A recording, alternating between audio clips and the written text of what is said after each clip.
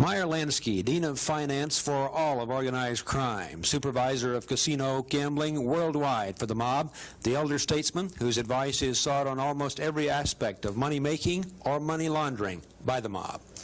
Gus Alex, identified by a Senate committee as an associate of the Chicago Mafia family in which Roselli worked. The committee said Alex runs gambling and shylocking in Chicago's Loop area. Tony Giacalone, long identified as a senior member of the old Zerilli Mafia family in Detroit, now believed to be running that family. Senate investigators have said his specialties are gambling and shylocking. He is active in South Florida building project. Charles the Blade Tureen, senior member of the old Genovese family in New York, who has spent most of his recent time in South Florida. Tureen was indicted last November as the man who organized prostitution for workers on the Alaskan oil pipeline. Well, obviously we're subpoenaing them in the hope that they will provide us with some information which will lead us to some kind of solution in the investigation. If they don't tell us anything, then it will be up to the State Attorney's Office to decide what further action can be taken.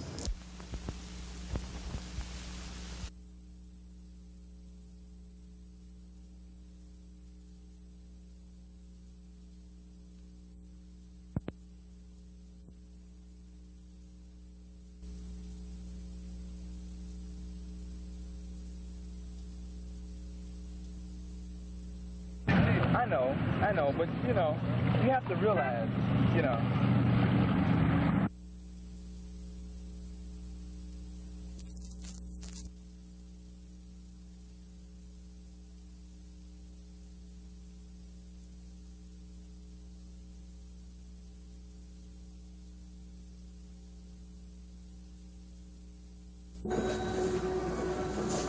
You're not still under subpoena?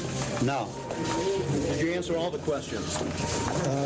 No, not all of them. Give a deposition? Tell us about the progress in the cases. Into the elevator.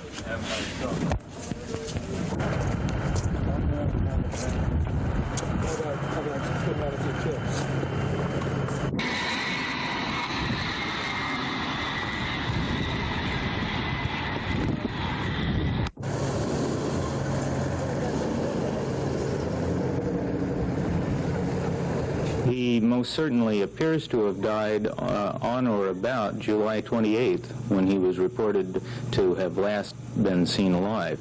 The amount of decomposition which he had undergone was very consistent with that time of death. They were somewhat more successful, I suppose, in the case of Jimmy Hoffa. They seem to have been less successful in this case.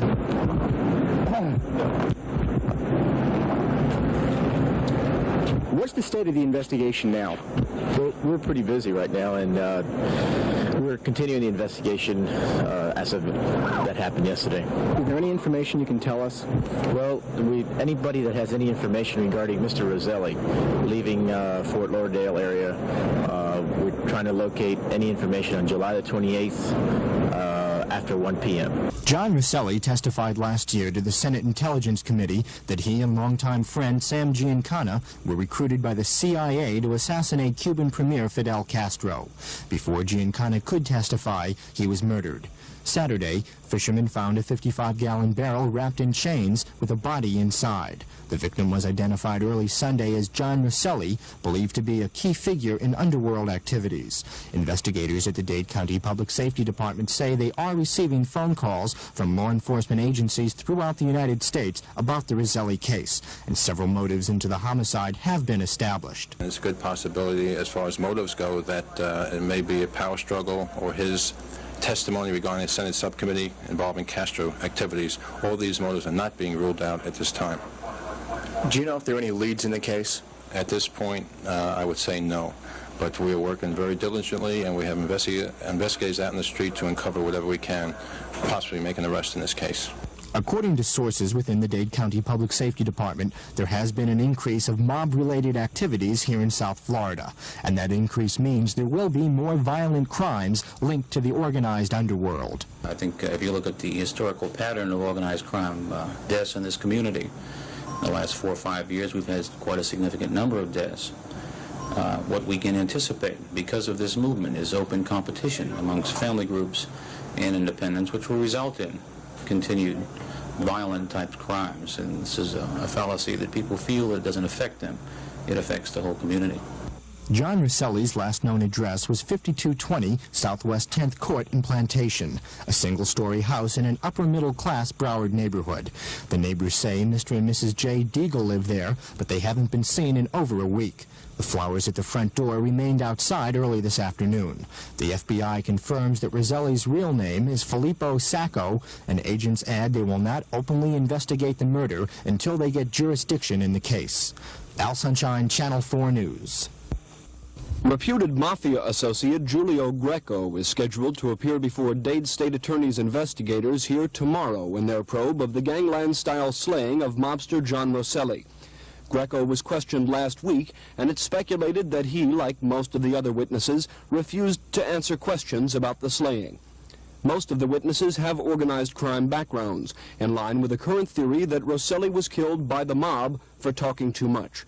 But the 71-year-old Roselli had many strange ties, aside from those to American organized crime, ties that have interested a number of investigating agencies. The CIA, the FBI, the Secret Service, and the organized crime bureaus of a number of cities all have conducted some sort of probe into the Roselli affair.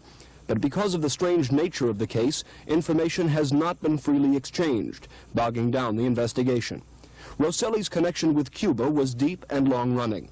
In the years before Castro's rise to power, American gamblers ran the casinos for then-Cuban President Batista, and high among them were Johnny Roselli and his underworld associates Sam Giancana, shot to death last year, and Santos Traficante, now living in Miami. Soon after the revolution, Roselli and Giancana were recruited to plan the assassination of Fidel Castro.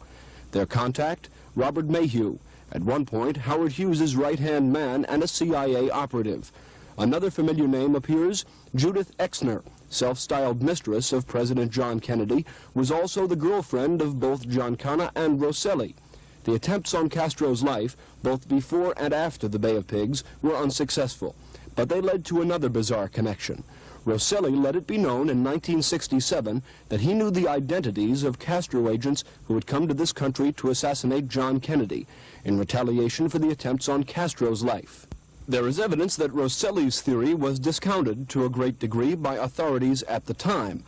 But might these alleged Castro agents have had something to do with Roselli's own death? We spoke with Metro Homicide Captain John Lewis.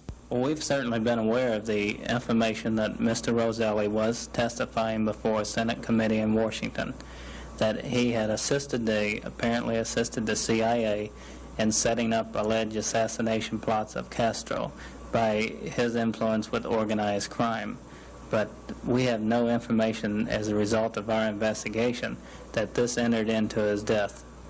Well, Mr. Roselli did mention, at least to his lawyers, some Cubans who might still be in this country, who might have had something to do with the plots on John Kennedy's life. Any names from that investigation surfacing now? We have no information that we can release at this time regarding that matter. The bloody history of John Roselli ended here. His disfigured body found stuffed in an oil drum floating in Dumfoundling Bay. But the mystery surrounding his death goes on and grows deeper. And the ominous connections that tie him with organized crime and with gambling in pre-Castro Cuba and with the CIA and with attempts on the lives of two heads of state leave questions that will probably remain unanswered.